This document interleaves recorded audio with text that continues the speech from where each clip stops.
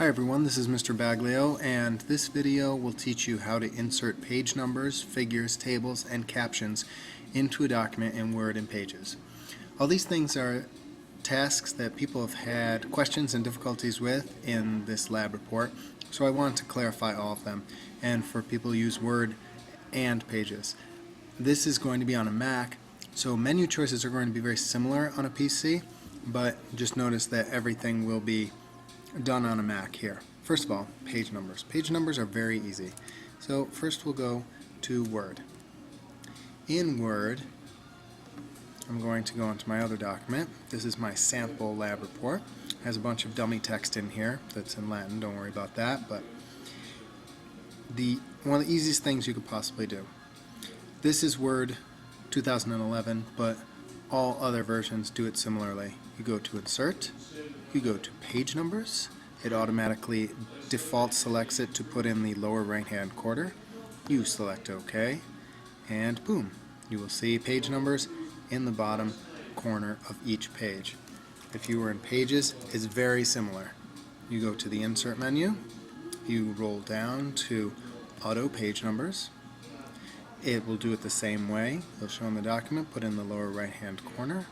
You click Insert, and you'll notice right here, for example, that there are page numbers in the footer of every page. Next task is figures. So figures and photos and drawings. Let's say you're in Word again, and we're in our other Word document, and I want to insert here in the methods a picture of my catapult. So let's say I want it to go after this paragraph. I'll hit return.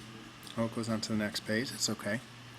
And there's usually it will be saved as a picture somewhere on your drive. So you will go to Insert, Insert Photo. Mine is a picture from a file. I know for sure it's on the desktop, so I will click that and click Insert. Then it's very big. So let's scale it a little bit by grabbing any one of the four corners. Usually I grab the ones on the right side and pull it in until it's a size you like.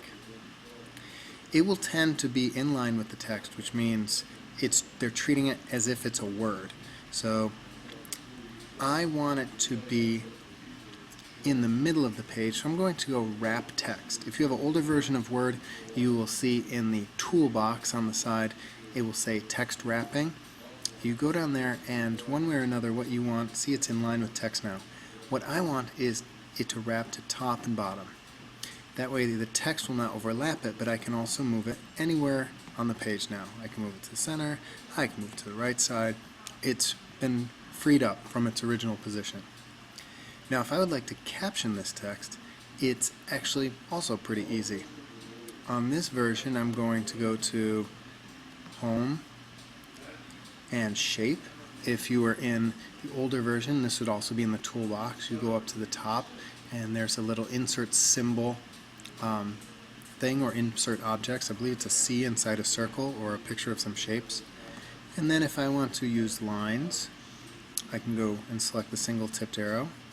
And let's say I want to label my spoon. Alright, I did that the wrong way because it looks like the arrow is at the end rather than the beginning. So I'm going to delete that. Just hit the delete key and we'll try again. This time I know that I should draw it in the opposite direction.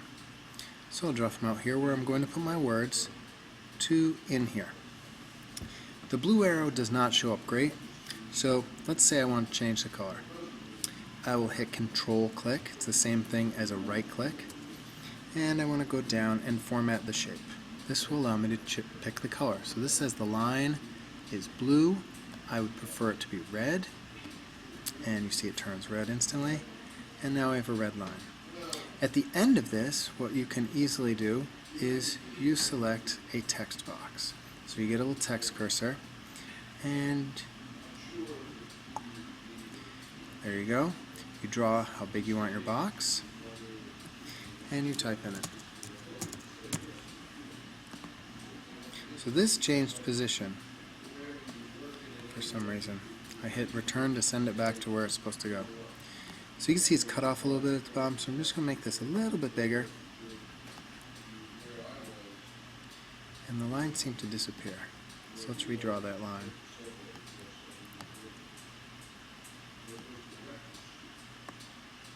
And now you have the label and the line.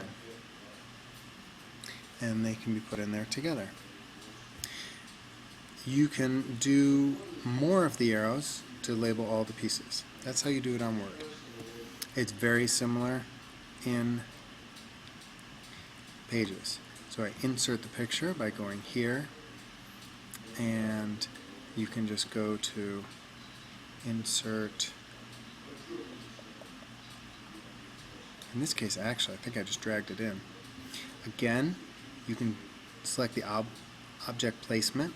I did Object Causes Wrap, and then I select Above and Below right here. Then, to get that caption, I went to Shapes. I got an arrow, and it gives you an arrow already. I just grab it and move it to where I need it, here. And then I clicked Text Box, and I can type to enter my text. Bottom of spoon, I click outside the box, and then I just grab the words.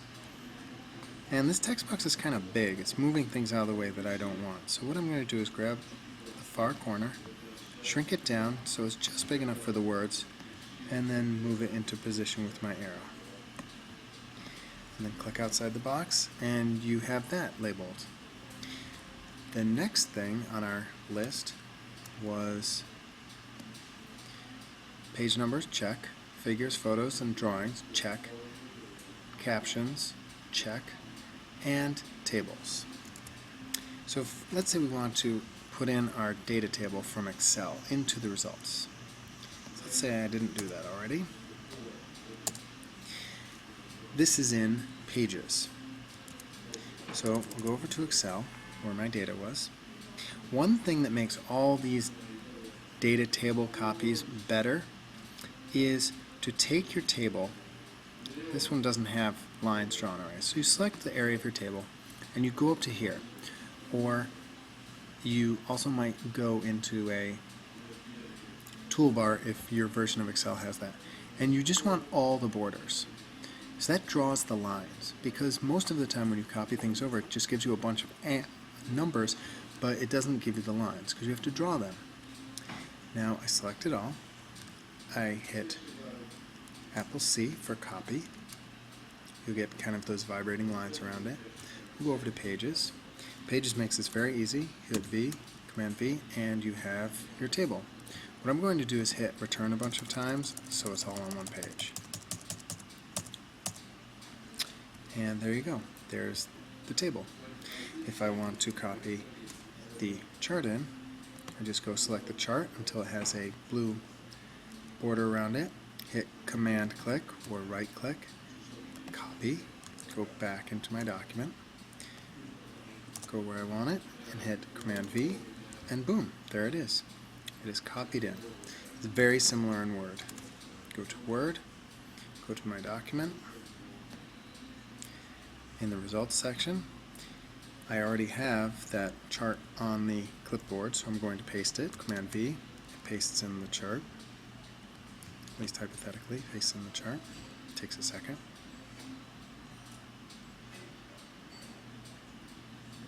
Okay. And it's big, so it moves on to the next page. I can also, again,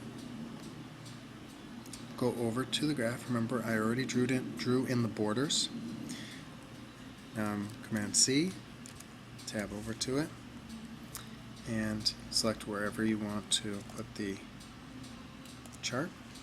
Command V, and boom, it's there. It's very simple. This also is treated like a picture, so it will wrap like a picture. If you don't want it to wrap, or you want it to wrap differently, for example, you can move it elsewhere. You can align it in the center, or is that inside align center? That's within the table itself. Then you can move the whole thing.